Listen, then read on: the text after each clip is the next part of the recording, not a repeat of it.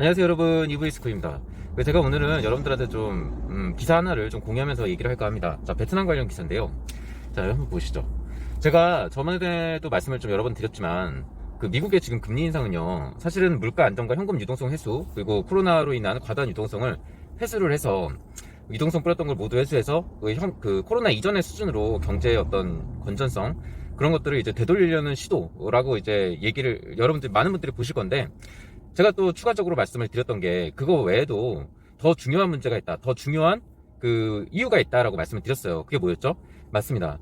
그 세계 글로벌 체인을 중국과 러시아를 철저하게 배제하고, 그 중국과 러시아의 어떤 맡았던 그런 축들을 적당히 배분하고 적당히 분산시켜서 다른 나라에, 그 나라들과 그 중국과 러시아를 제외한 전 세계의 국가들과 글로벌 체인을 재구축하고 철저하게 중국과 러시아를 격리시키고 왕따시켜서 이 사회, 인류에 해악을 끼친 것에 대한 죄를 물을 것이다 라고 지금 말씀을 드렸었어요.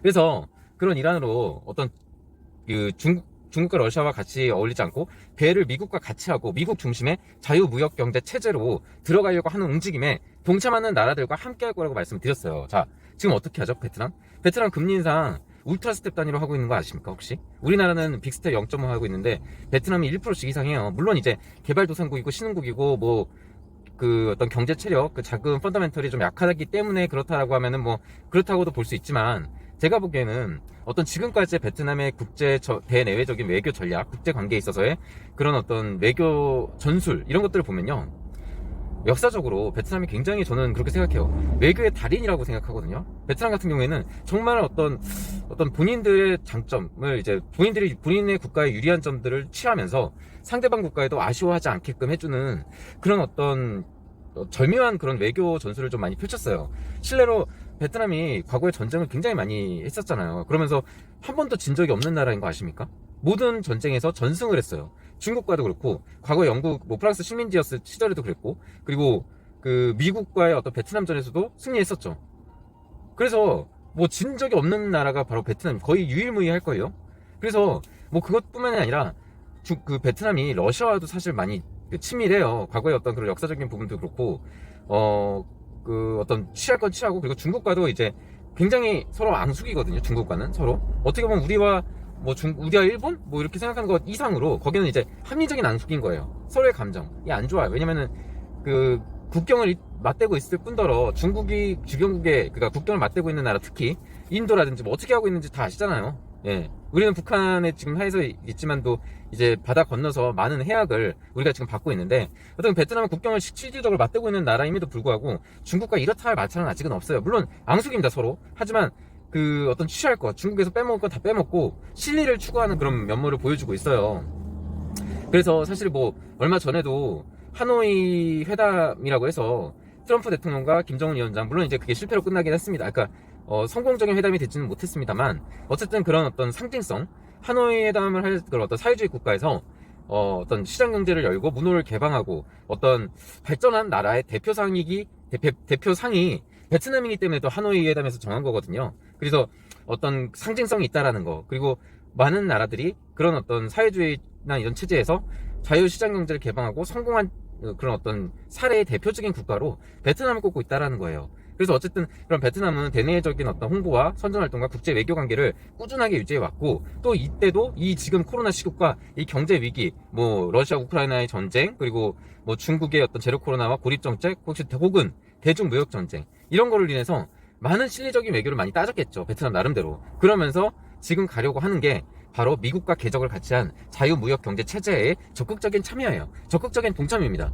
자, 그걸 어디서 볼 수 있냐? 지금 같은 금리 인상에서 볼 수 있는 거예요. 지금까지 금리 인상을 유럽 지금 울트라 스텝 단위로 하고 있잖아요. 자, 베트남도 따라가는 거예요. 베트남도 따라 금리를 올리면 올릴수록 그런 어떤 자유무역 경제 체제와의 어떤 그런 유대 관계가 지금 형성이 되고, 왜냐면은 어쨌든 그렇게 금리를 인상함으로써 긴축 경제, 미국이 추구하는, 사실 미국이 이제 다른 나라가 사실은 금리 인상을 하기를 원하는 측면도 있긴 해요. 왜냐면은 그 나라의 국민들의 살림이 직접적으로 영향을 미친 거는 그 나라의 기준 표준 은행이기 때문이죠. 우리나라가 한국은행과 직접적인 연관이 있는 것도 마찬가지예요. 예, 그런 것처럼 직접적인 연관이 있는 나라의 그런 그 기준이 되는 은행들, 그 은행들이 이제 금리를 계속적으로 인상을 해서 그 많은 자기 나라의 국민들에게 지금 세계 경제는 긴축의 시즌이다, 과도한 소비를 줄이고 지출을 줄이고 긴축을 해야 된다라는 신호를 곳곳에 이제 계속 보내주는 거에 대한 동참의 의미로도 볼 수 있는 거거든요. 물론 거기에는 외국인들이 빠져나가지 않게 달러를 묶어두려는 의도도 있겠지만, 미국이 바라는 거는 제가 얘기했잖아요. 미국은 금리 인상이나 이런 글로벌적으로 그 파급 효과가 큰 거에는 굉장히 많은 고뇌와 범민과 전략 전술이 숨어 있다고요.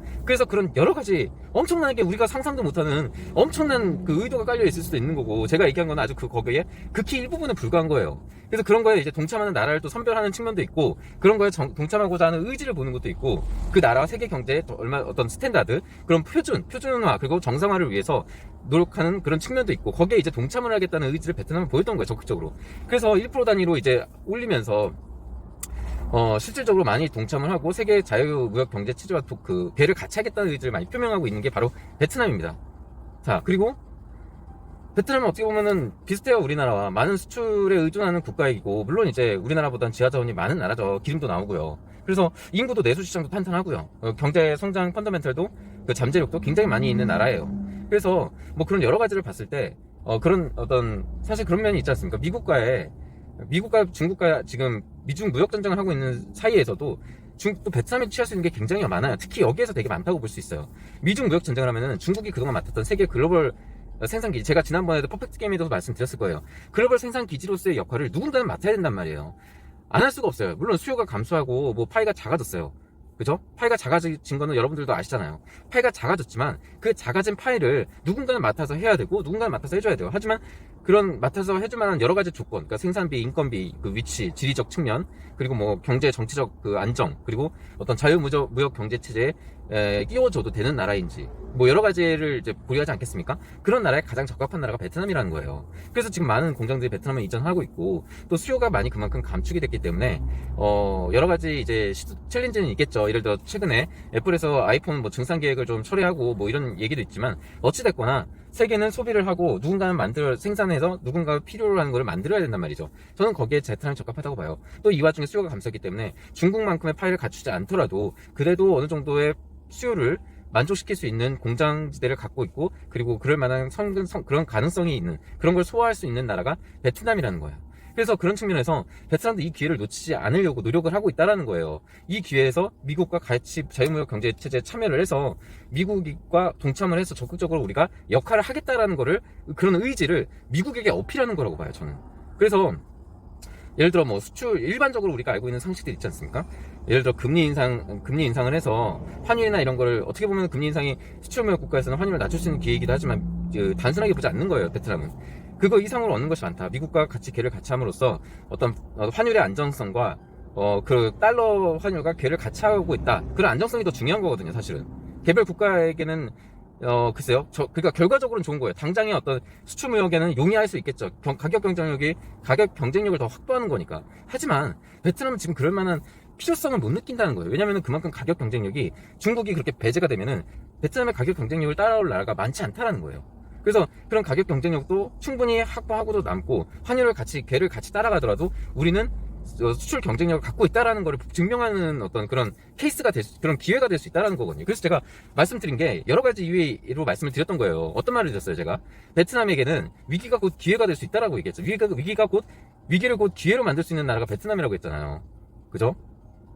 그런 많지 않은 나라 중에 하나가 베트남이라고 말씀드렸어요. 그래서 그런 여러 가지를 이제 감안했을 때 지금의 기회를 베트남이 잘 살릴 수 있기 때문에 말씀을 드렸던 거예요.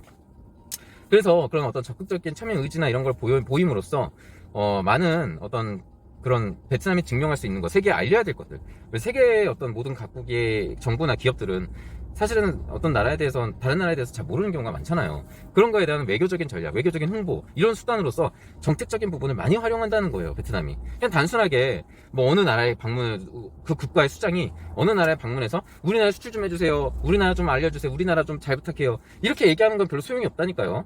감정적이지 않아요. 특히나 유럽이나 서양 사람들은 되게 합리적인 사고를 갖고 있기 때문에 이득이 되거나 이익이 되지 않는 부분을 사리를 잘 분별을 해서 하지, 그거를 누가 도와주고 누구 나랑 친하고 뭐 개인적으로 친하고 뭐 이런 걸로 섣불리 그런 어떤 중요한 판단, 많은 돈이 오가는 판단을 하지 않는다는 거예요. 그래서 제가 볼 때는 그런 중국의 어떤 글로벌 생산기지, 그런 체인을 제 예상대로, 제가 당초 퍼펙트 게임에서 말씀을 드렸던 것처럼 베트남이 담당할 확률이 점점 가능성이 더 높아지고 있어요.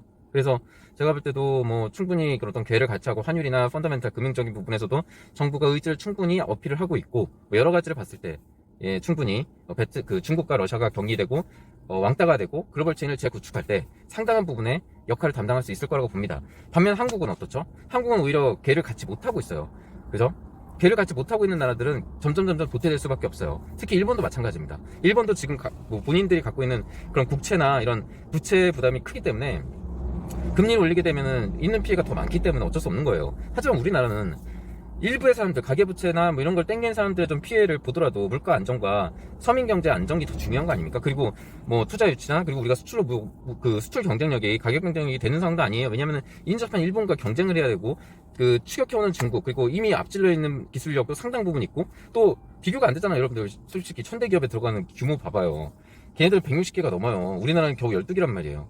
이런 면에서 봤을 때 우리나라가 가격 경쟁력을 취하기가 어렵다. 가격 경쟁력으로 가봤자, 그러니까 힘들어요. 그러니까 뭐 예를 들어 뭐 여러 가지 기술력이나 이런 것들을 젊은 인재들을 양성을 해야 되는데 사실 지금 방법이 보이질 않아요. 왜냐면 젊은 세대들은 과거부터 뿌리 박혀서 교육받아 왔던 그런 습성이 있을 거고 앞으로 그게 뭘 어떻게 충격 요건을 주거나 어떤 사회적인 위기가 찾아온다고 해도 그게 쉽사리 바뀔 게 아니기 때문이에요. 이미 성인이고 그죠? 그 사람들이 뭐 10살 미만의 뭐 10대 뭐 이런 게 아니잖아요. 지금 사회생활을 하고 있는 사람들인데 지금의 주역들 25살 이상 이런 사람들이 무슨 충격이나 뭐가 온다고 해서 쉽사리 변할 것 같지는 않아요. 그렇기 때문에 상당 부분 저는 이거는 개선될 가망성도 없을 뿐더러 앞으로 어떤 중국과 일본의 그러니까 중국의 어떤 기술적인 진보, 기술적인 발전 그리고 어떤 하이테크 기술에 대한 마스터 뭐 이런 걸로 인해서 우리나라가 그 파일을 기존의 우리의 효자 종목들 반도체와 자동차 뭐 이런 부분에서 굉장히 많이 뺏길 거예요. 전기자동차와 우리 반도체 되게 수출 무역 상품에서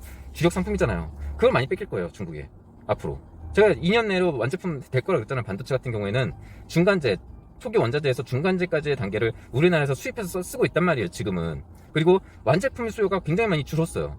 앞으로는 어떻게 될 것 같아요?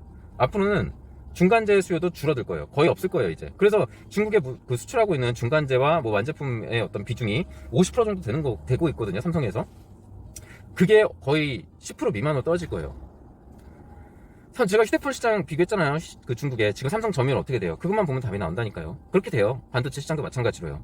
그래서 제가 보기에는 가격 경쟁력을 확보하기가 어려우면은 어쨌든 하이테크로 승부를 봐야 되는데 그런 하이테크가 쉽사리 되는 것도 아니고 그런 혁신이 쉽사리 오는 게 아니다라고 제가 지난 시간에 말씀을 드렸어요. 그러면은 어떻게 해야 되겠어요? 어쩔 수 없어요. 지금부터 지금의 부모 세대라도 정신을 좀 맑게 하셔가지고 예? 지금의 30대 40대 예? 그런 부모들이라도 정신을 맑게 해서 예? 정신을 맑게 해서 그 아이들의 교육에 있어서 어떤 지금까지는 좀 다르게 하셔야 돼요. 다르게 제 지난 방송 보시면 어떻게 교육하셔야 되는지 나와 있으니까 제가 그거 관련해서 이 방송에서 더 얘기하진 않을게요. 제 지난 방송 보세요. 아이의 교육을 다른 방식으로 기존의 방식에서 완전히 바꿔서 강하게 키우세요. 이제는 예? 이제는 강하게 키워야 돼요. 그리고 두 번째 할 수만 있다면은 애를 좀 더 많이 낳으세요. 가능하시다면요. 가능하시다면 애를 좀 더 많이 낳으세요. 이 정도 인구로는 답이 없어요. 정말로 답이 없어요. 제가 보기에는 내수 시장도 탄탄하지 않고 수출에 의존해야 되는데 수출길이 조금만 막혀도 조금만 트러블이 생겨도 굉장히 많은 어떤 국가적인 고통의 시간을 가져야 돼요. 지금 보세요. 지금 딱 그 시기예요. 지금 수출이 어긋나고 있잖아요. 지금 수출이 부러지고 있는 게 굉장히 많잖아요. 굉장히 큰 고통의 시간이 찾아올 거예요. 지금 당장은 모르죠? 지금 당장 모를 거예요. 1년 후, 2년 후 한번 보세요. 그 고통이 그때 올 거예요. 굉장히 힘듭니다. 지금 수출무역을 먹고 사는 나라는 특히나 대외 변동에 민감할 수밖에 없는데 대외 변동에 민감한 만큼 대세를 많이 따라가고 방어해야 된단 말이에요. 이런 시기일수록 금리를 빨리 올리고 환율 이탈을 방지하고 달러를 많이 확보해둬야 되고 많이 보수적으로 지키는 쪽의 측면으로 가야 되는데 누군가가 희생하고 누군가가 피토하고 이런 거를 일부의 그런 어떤 투기꾼들 어떤 도박 심리로 그렇게 한 사람들의 어떤 그런 이후에 미래를 보호해주기 위해서 이런 어떤 다수의 국민들이 고통의 시간을 갖게 만든다는 거는 분명히 책임 소재를 따지게 될 거예요. 그러니까 지금이라도 빨리 당장 금리 인상을 하시고 이 서민 경제 대다수의 사람들의 물가 안정, 이루는 물가 안정과 서민 경제에 좀 더 신경을 써주시기 바랍니다. 또한 할 수만 있다면 지금 30대, 40대 아이의 부모들 10살 미만의 아이의 부모님들은 아이의 교육을 다시 한번 생각해 보세요. 지금 솔직히 미래는 계속 반복될 수밖에 없어요. 이렇게 계속 이런 교육으로 계속하고 이런 세대로 계속 그 인구가 감소하고 이런 정도의 인구들의 교육이 되면은 그 아이가 자라나면은 지금보다 더하면 더했지 덜하진 않을 거예요. 안 좋은 쪽으로 가는 게요. 그래서 한국의 미래는 암울할 수밖에 없다고 얘기하는 게 그래서 그 이유 때문에 제가 지금까지 눈을 얘기했던 거예요. 국가적인 경쟁력으로 밀릴 수밖에 없어요. 다른 나라들은 가만히 있지 않습니다. 특히나 위기를 기회로 삼는 나라에게는 더더욱이 황금 같은 기회예요. 지금이. 근데 그 나라가 어디라고 했죠? 베트남이라고 했잖아요. 베트남 같은 경우에는 이번에 굉장히 많은 도약을 이룰 거고, 중국과 러시아가 어떤 왕따 되고 왕따 되면 될수록 베트남이 반대급부로 많은 혜택을 얻을 거예요. 저는 그렇게 봐요. 왜냐면 미국이 이번 금리 인상을 단순한 유동성 회수가 아닌 그 글로벌 공급망과 글로벌 공급 체인을 재구축하려는 것이고, 이것은 어떤 나라에게는 역할 분담을 더 많이, 그리고 더 많은 책임과 더 많은 혜택, 더 많은 어떤 돈을 벌 수 있는 황금 같은 기회이기 때문이죠. 우리는 어느 쪽일까요? 우리나라는 뺏기는 쪽입니다. 그건 명확해요. 그래서 더 이상 더 많은 걸 뺏기지 않고 지금 당장 할 수 있는 방법은 금리를 올리는 방법이에요.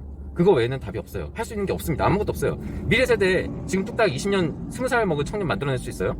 그리고 그 청년들, 그 기존에 있던 청년들의 사고방식을 지금 당장 어떻게 바꿀 수 있나요?